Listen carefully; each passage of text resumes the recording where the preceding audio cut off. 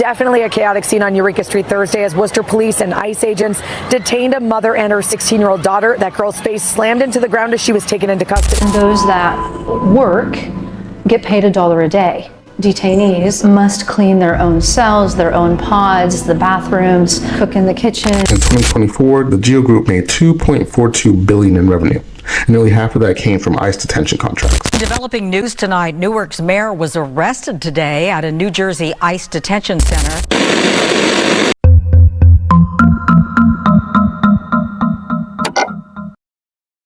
This is J. David Donahue, the current CEO of a company called the GEO Group. Over the past few years, his company and companies like it have raked in billions of taxpayers' dollars through private government contracts. Their primary role being to detain the immigrants swept up in the ICE raids as we continue our ongoing deportation and mass deportation of undocumented immigrants in the United States. We're often shown the human side of these ICE raids, the families being torn apart, the tragedy of it all. And yes, it's all very important and sad, but here's a question that many people don't really think about.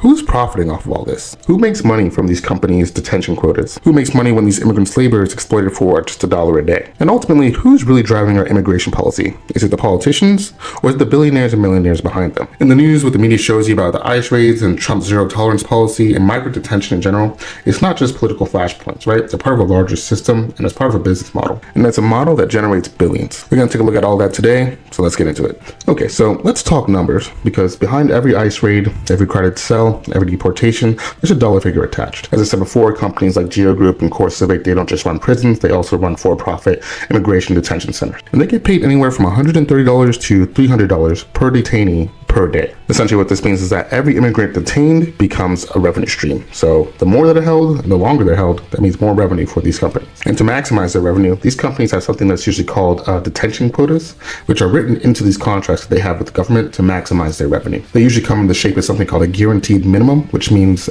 even if a bed is empty, ICE will still pay for a certain number of beds. So, for example, if GEO Group had a contract with the government for 1,000 people, 1,000 beds, but let's say their detention center was only at 600 beds that were full, they would still get paid by ICE for those full 1,000 beds. In practice, what this does is that it incentivizes ICE to keep these facilities at capacity or over capacity to make sure they're getting their money's worth. Now, according to the ACLU and other watchdog reports, these guaranteed minimums have been used to encourage and increase immigration enforcement, even in years when actual immigration crossings have gone down. So when we talk about, as a country, a need to detain more of these migrants, we should be asking ourselves, is there an actual need, or is this part of a quote that was written into a contract and people need to get their money's worth? And you would think with all the revenue they're bringing in, these facilities would be fully staffed and well maintained, but that's not quite the case. In fact, to keep costs low, these facilities enroll their detainees in something called the voluntary work program, in which they're often required to cook and clean and maintain the facilities for the price of just $1 a day. And those that work get paid $1 a day. Detainees must clean their own cells, their own pods, the bathrooms, cook in the kitchen, cleaned in the medical facilities, was a porter for chemicals, paint the walls. If they refused, they'd be in lockdown, they'd have privileges taken away. Now, several lawsuits have accused companies like GEO Group and CoreCivic for violating federal anti-slavery laws. They would often claim that detainees were threatened with solitary confinement or other punishments if they refused to participate. In fact, in 2021, a federal jury awarded $17 million in back pay to detainees who were paid just that $1 a day. Now, just to put this in perspective, in 2024, the GEO Group made $2.42 billion in revenue. Nearly half of that came from ICE detention contracts. So, if you're wondering who really benefits from aggressive immigration enforcement, it's not just politicians scoring points.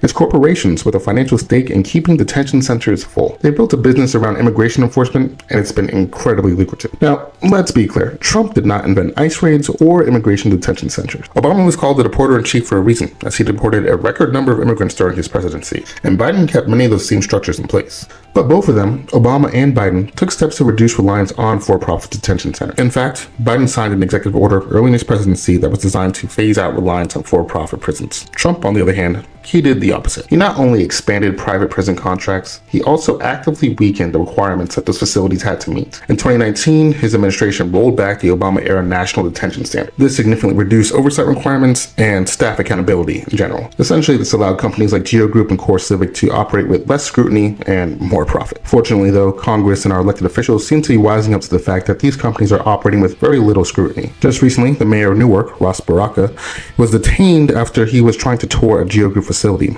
And that was after he determined that they didn't have the proper permits to detain immigrants in his city. And you can take a look at that footage here. In developing news tonight, Newark's mayor was arrested today at a New Jersey ICE detention center. Mayor Baraka was detained for trespassing after allegedly ignoring warnings to leave. He claims the facility is illegally housing migrants without proper permits.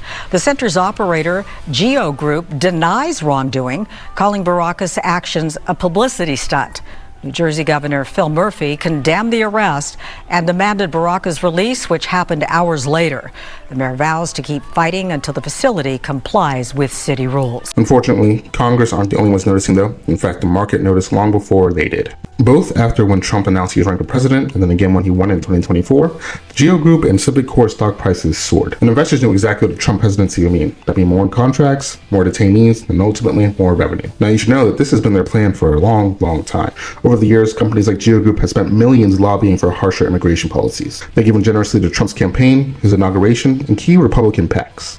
Bondi, our current Attorney General, is a great example of just how deeply entrenched these lobbyists are in the current president's cabinet. Before joining Trump, Bondi worked as a lobbyist for GEO Group, which started to raise some serious red flags once immigration started ramping up. Speaking of which, we should probably talk about that next. So, under Trump's presidency, ICE raids and arrests have gone up significantly. But here's the twist. Actual deportations have gone down, meaning more people are being arrested and detained, but less people are actually leaving. Can you take a wild guess why that is? It's because detention itself has become the product. More arrests means fuller beds, and fuller beds mean more revenue. And to make these arrests, ICE has been using a wide range of increasingly deceptive and aggressive tactics to get people in these beds. Definitely a chaotic scene on Eureka Street Thursday as Worcester police and ICE agents detained a mother and her 16-year-old daughter. That girl's face slammed into the ground as she was taken into custody. ICE officers have been known to present their internal administrative warrants as actual warrants when they're not, as in they're not signed by a judge. Ultimately, that means that their warrants don't allow entry into someone's private home, but sometimes they'll pretend to be local police, or they'll say they're responding to a different issue to get people to open the doors, and then they'll enter and detain whoever they need to at that point. There's also been an uptick in something known as collateral arrests, and that's when you're looking for one person, they don't happen to be there, but instead you arrest everyone in the vicinity or in the house or in the place you're going to who doesn't have proof of citizenship or documentation showing their immigration status. And of course, ICE has been known to stake out schools, churches, job sites, anywhere that they expect to find a regular influx and a high population of these undocumented immigrants. Now, while all that may be upsetting, it's this next section here that you should really be concerned about. ICE has partnered with data brokers to track license and registrations, DMV records, license plates, and even social media activity to go ahead and track these people remotely. And all this is just to create a funnel, right? The more people they arrest, the more people who are in these facilities, and the more revenue that these companies can make. There is one thing, though, that slows this whole machine down. There's something called Habeas Corpus. It's one of the oldest rights in the Western world and dates all the way back to the Magna Carta. Essentially, Habeas Corpus gives a person the right to challenge their detention in front of a judge. So essentially prevents the government from locking anybody up without proving there's a reason for them being detained. It gets in the way of a lot of what these companies are trying to do, and it's exactly why Trump and his team are floating the idea of getting rid of it. In deportation news, President Trump ordered the Department of Homeland Security late Friday to add 20,000 officers to the deportation forces of the U.S. This comes as members of the administration are considering suspending the practice of habeas corpus for migrants, a legal procedure that allows people to challenge their detention in court. Well, the Constitution is clear, and that, of course, is the supreme law of the land, that the privilege of the writ of habeas corpus can be suspended in a time of invasion. Obviously, legally, it's a stretch, and then constitutionally, I don't think that's even remotely close to being okay.